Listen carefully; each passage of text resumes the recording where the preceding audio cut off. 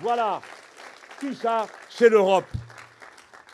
Et maintenant, je vais même vous parler d'un sujet qui, paraît-il, est délicat pour nous. Il ne l'est nullement. C'est celui des vagues d'immigration auxquelles nous assistons. Notre position est la suivante. Vous avez le droit de l'interpréter, vous avez le droit de la dénigrer, vous avez le droit de la discuter, mais vous n'avez pas le droit de nous imputer une position qui n'est pas la nôtre. Notre position est la suivante. Votre attitude est irraisonnable parce qu'elle est irraisonnée. Vous comptez sur la peur. Vous espérez submerger toute la discussion politique par un sentiment de peur d'une invasion qui n'existe pas. Oui, il y a des vagues migratoires.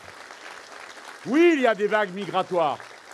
Oui, elles peuvent poser de nombreux problèmes aux sociétés d'accueil. Elles posent de nombreux problèmes quand certains s'en servent pour faire sur le dos des malheureux du profit. Quand Mme Merkel fait rentrer 1 million de personnes, dit-elle, c'est-à-dire 800 000, elle réussit ce tour de force 15 jours après de créer le salaire, qui était le salaire à 1 euro pour les pauvres, de le faire passer à 80 centimes. Alors imaginez-vous que les syndicats ouvriers allemands ne sont pas d'accord et qu'on peut parfaitement comprendre qu'ils ne soient pas d'accord. Et on n'a pas le droit de reprocher aux ouvriers allemands de réagir de cette manière.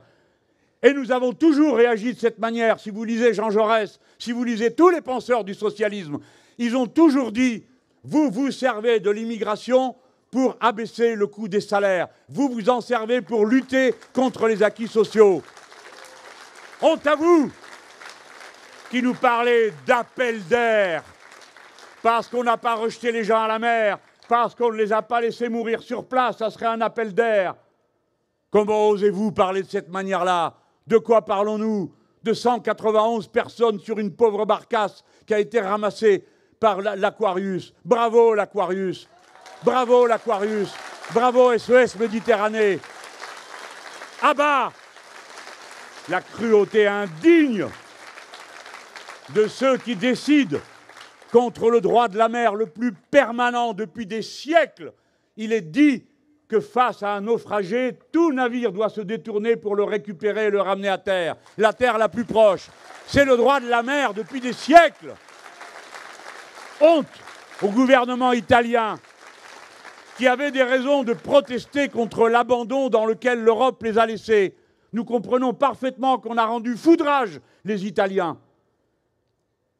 La psychologie, le rejet qu'on peut constater en Italie est directement le résultat de la politique européenne. Ils ont espéré qu'ils s'en débrouillent, qu'ils s'en débarrassent, qu'ils ne s'en occupent pas et que les Italiens s'en débrouillent.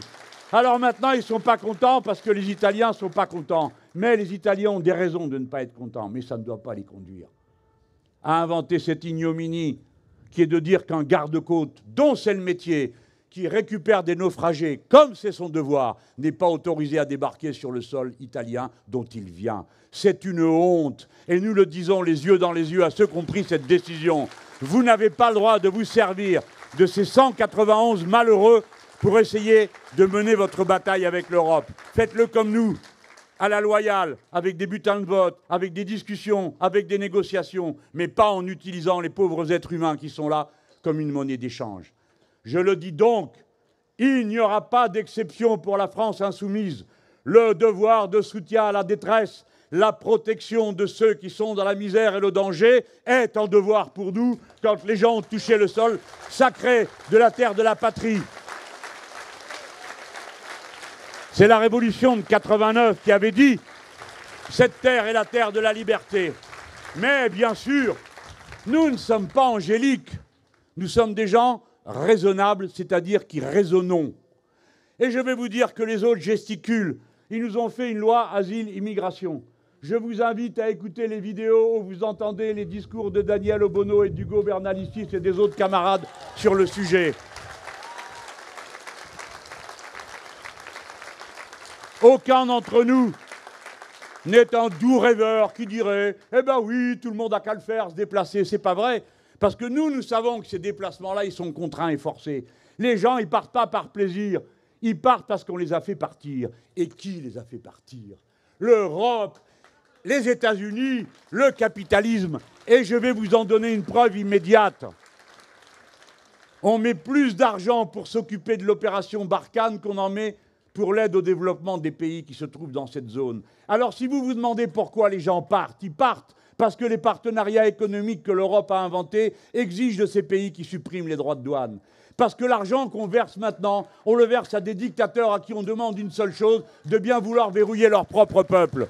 Et que vous finissez par voir des gens monter dans des fourgons de police, marqués dessus, avec l'aide de la communauté européenne.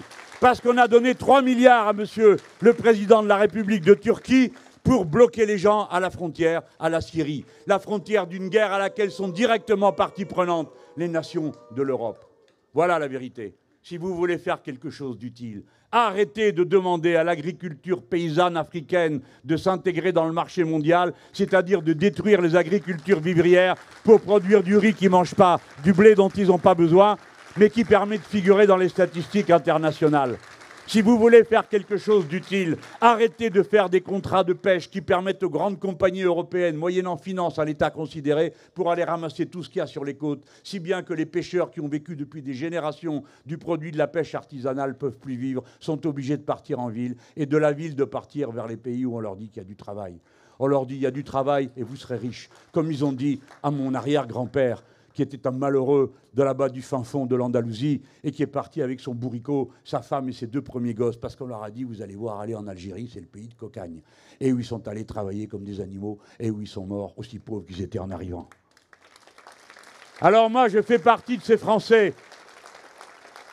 Un Français sur 4 qui a un grand-père ou une grand-mère qui est un exilé. Ayez au moins l'honneur de penser aux vôtres qui se sont sacrifiés pour que vous soyez là, en train de dire des horreurs contre ceux qui vous ont suivis. Si vous voulez faire quelque chose d'utile, allez voir en Afrique et demandez-vous pourquoi le lac Tchad a perdu 90% de sa flotte. Qu'est-ce que ça a à voir avec le changement climatique? Qu'est-ce que ça a à voir avec les pratiques agricoles que vous avez imposées à ces gens qui avant n'avaient jamais consommé des quantités pareilles d'eau? Si vous voulez faire quelque chose d'utile qui empêche les anciens agriculteurs morts de famine et de détresse d'aller s'enrôler comme mercenaires dans d'invraisemblables bandes armées qui, sous couvert d'islam, terrorisent tout le monde, si vous voulez empêcher ça, permettez-leur de revivre dignement de leurs revenus, d'être d'honnêtes paysans, d'être d'honnêtes pêcheurs, d'être d'honnêtes artisans de toutes sortes qui travaillent autour de ces activités. Aidez à remettre de l'eau dans le lac Tchad parce qu'on sait comment faire. Et alors, c'est 5 pays que vous tirerez d'affaire. Alors oui, c'est vrai. Quand nous votons dans un référendum contre M. Macron, nous votons contre toute la politique qu'il approuve et qu'il soutient. Lui, le commissaire européen, qui s'en va faire le tour des dictateurs et faire des selfies avec eux, et toute cette bande de sauvages qui sont en train de plonger leur propre pays dans des abîmes de misère. Voilà ce qu'il faut faire d'utile. Et voilà pourquoi, quand on va mettre un bulletin de la France insoumise aux élections européennes, c'est un pied de nez qu'on fait à tous ces gens. C'est une manière de leur dire « Dégagez, allez au diable !»